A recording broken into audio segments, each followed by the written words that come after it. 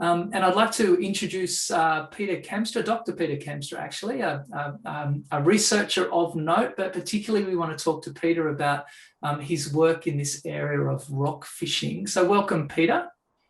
Yeah, thanks, Justin. You literally got a phone call at 9 o'clock this morning to join us. So thanks for your agility and availability. I really appreciate that. Yeah, no worries. My pleasure. Great. And we've got Shane back. What I'd like to do, actually, I think the best thing to do here would be just to show a clip to give the audience a little bit of a sense of this rock fishing issue that we need to respond to. So if we could just play the video and then we'll get started with some discussion. Wrapped in a blanket, the only survivor of a sunset fishing trip. Emergency crews sprung to action just before 7 o'clock last night after the 3 men were swept off the rocky outcrop known as Hill 60 at Port Kembla, south of Sydney. A tragedy all too familiar. Only recently, on the 22nd of January, we lost another 3 people in exactly the same area. This highway patrol officer, the first on scene, diving into the danger, clutching onto Mehedi Khan from Lakemba, the 30-year-old unconscious. Then 100 metres offshore, coming to the aid of his 42-year-old friend from Wiley Park. By that time, could only see like this bobbing. More than a dozen surf lifesavers rushing in, none of the men believed to have been wearing life jackets. At the same time, the toll rescue chopper winching their mate, 37-year-old Muzaffar Ahmed, also from Western Sydney. Quick thinking crew, sparing not a second. Is he going to land there? Our medics proceed to work on the male. Unfortunately, we were unable to revive him. Another 2 officers throwing their bodies on the line during the operation. The pounding swell knocking them off their feet, causing minor injuries. There are warning signs here about the dangerous rock platform, but after 5 deaths in just 3 weeks, authorities admit the message isn't getting through, particularly to fishermen who aren't familiar with the area. Some nights there's like 60 fishermen down there and they can stay there until 2 or 3 in the morning in the pitch black. You know, you just see it lit up like a Christmas tree. If you intend to go rock fishing in conditions that are deemed dangerous without the personal protective gear, then that is the risk that you take personally. It's just your own common sense to save your own life. Hayley Francis, 9 News. So that was an incredibly tragic set of events, and certainly that video, that news clip, kind of encapsulates all of the challenges. Let me start with you, Peter. From a research perspective, what do we need to do to improve these circumstances?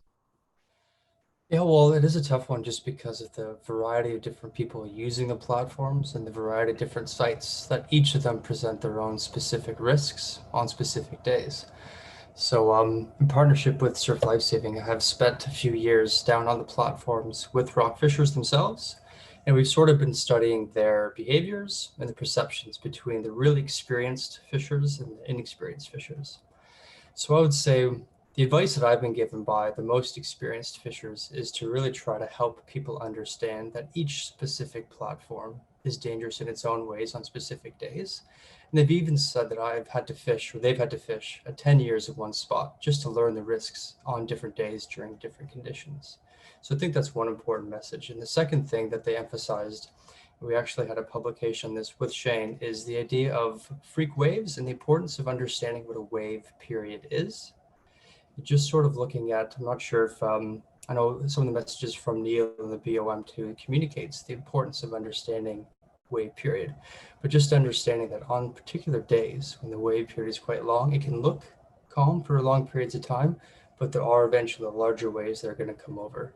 And that potentially is something else we can communicate to people, the importance of looking at the wave period, not just looking at the size of the swell on a particular day for people to make a risk assessment. Neal, it seems to me that forecasting plays a significant role here. Yeah, that's true. I think it's giving enough sort of localized detail as well as sort of simple messaging around those kind of wave conditions that are going to present that in enhanced risk, essentially, because as Peter said, it's the wave energy sort of has that sort of impact on the rock platform or interaction with the rocks, that it might be different for different sort of wave heights. So that's a bit of a variable that's not fully apparent, and that's essentially what sort of spurred on the hazardous surf warning in New South Wales to at least address that aspect when there is that high energy swell that might be pushing a lot more onto the rocks, and especially with the different tides as well. So we try to have built up that sort of checking the weather before you go rock fishing to encapsulate that sort of wave, tide, and sort of warning kind of functionality. So it's I'd love to see the rock fishing sort of community get a lot more sort of let's say aware of being able to check the weather and then knowing what to look for. And so that's that sort of bridge that we've got to fill between the sort of education and the services we provide. Yeah, a few weeks ago, personal stories, so warning.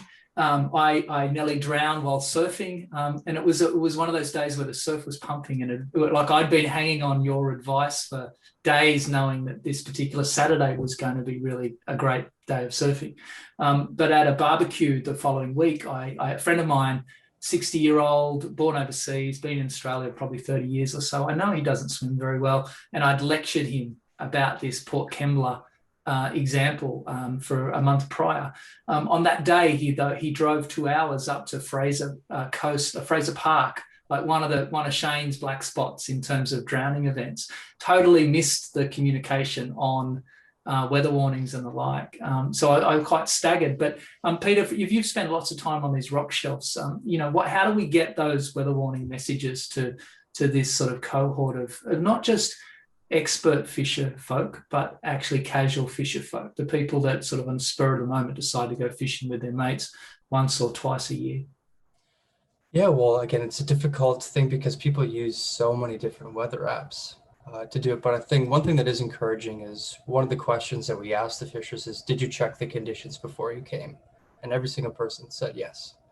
So I think people are checking the conditions across different apps, but I think trying to have maybe one central focus to sort of say, if you're fishing, don't use Willy Weather, don't use SwellNet, don't use the BOM, just use the BOM, for example, because then there's a bit more of a consistent message.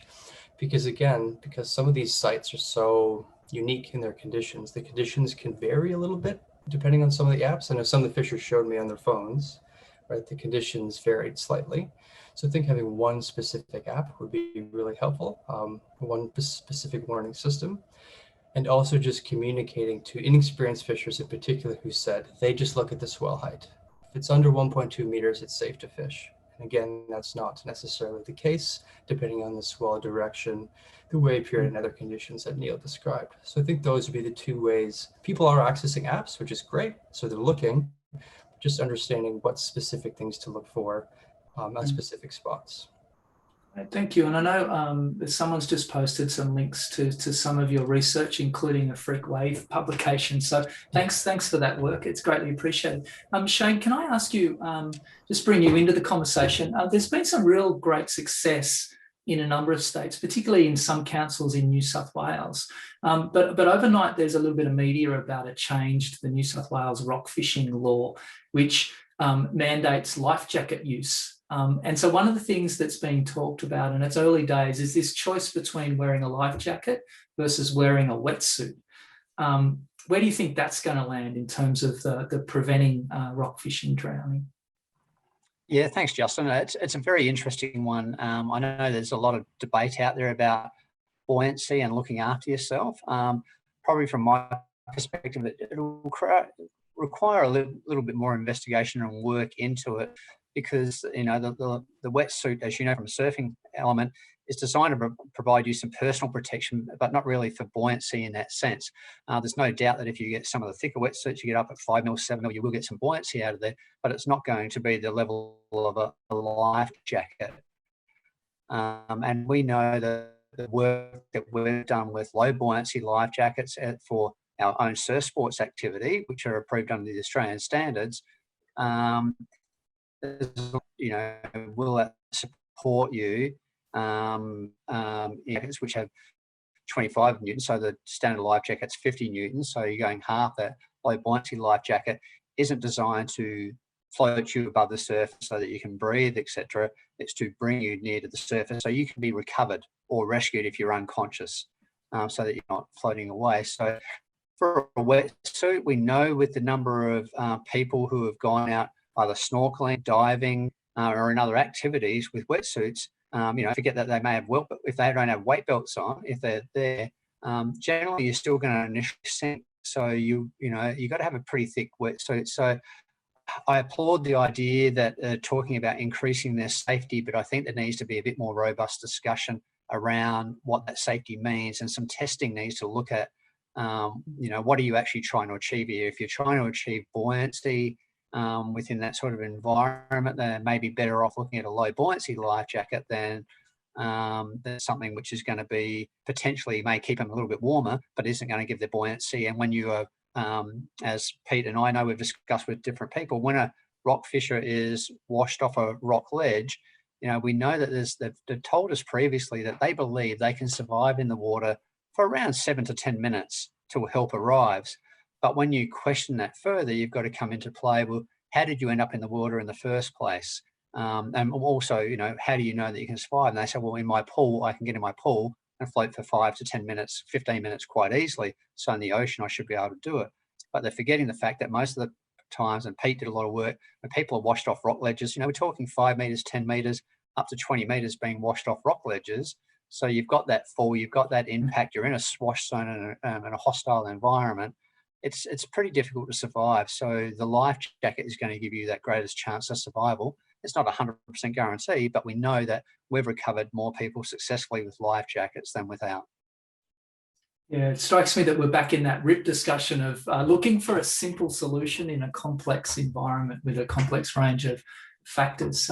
Listen, I'd like to thank you, Shane, and I'd like to thank you, Peter and Neal. I would say that actually this strikes me as something that we can't do credit to in 10 minutes. So I do apologise for dancing through the strategy and touching on each of these areas. I would encourage anyone on the webinar that wants to read a little bit more about this. A simple Google of rock fishing New South Wales will find some really interesting thing. Randwick Council, I think, has some really great stuff on their website. Surf Lifesaving has some good rock fishing information as well. And then also look up Peter's the links that someone's put into that based on his research. There are some other research available in this area. And so thank you, Neal, as well, for giving us that glimpse of the Bureau and the role the Bureau is increasingly playing in this space. So thank you very much to everyone. We're going to move on and talk about diving and snorkeling now. Thank you very much.